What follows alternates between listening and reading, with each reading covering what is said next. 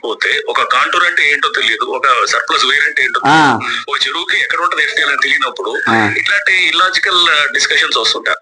తెలివంటే ఇగో ఒక జీవో ఇప్పుడు నీకు చెప్తా నేను. నీకు ఒక జీవో తెలియదు. ఇదేం జీవో? రంగనాథ్ గారి జీవో సంగతి తెలుసా నీకు? నీకు ఇంకో బాస్ ఉన్నాడు కదా, బాస్, మీ బాస్ పోయి అడుగు. ఈ జీవో సంగతి తెలుసా మీకు? ఇదేం జీవోనో? ఇదేం జీవోనో తెలుసా ఇది? ఇదేం ప్రొవైడెడ్, మీరు ఊళ్ళో పడ్డ provided the compensation in case of acquired occupancy fight right being so extinguish shall be paid under the land equation. దీనికి ముందు చాలా ఇది ఉంది, ఇందులో ప్రొవైడెడ్ అనే పదం ఉంది. ప్రొవైడెడ్ అంటే మీరు ల్యాండ్ ఎక్వేషన్ రూల్ ప్రకారం వాళ్ళ ల్యాండ్ తీసుకోవాలి, మీరు కూలగొట్టడానికి లేదు అక్కడ. అసలు మీరు ఎట్లా కూలగొట్టింది మీరు? నంబర్ 1. మీకు ఇంకోటి ఇంకా చూపెడతాం మీరు నన్ను అంటుండ్రు కదా,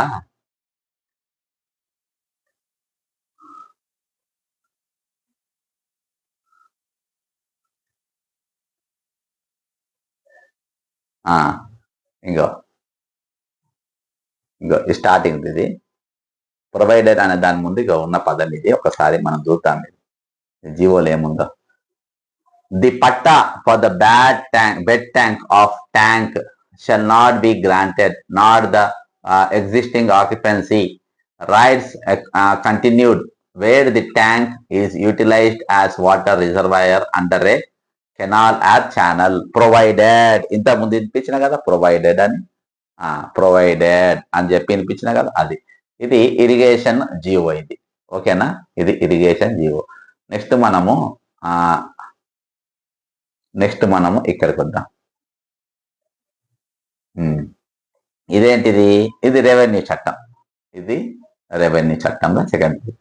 all public roads, lanes, parks, bridges, ditches, dikes, rivers, streams, tanks, ponds, canals, lakes and flowing water and all lands wherever situated together with all rights appertaining thereto are the property of the government. ఇక్కడ వరకు okay. ఇది ఒక్కటి చదివి కూలగొట్టాం.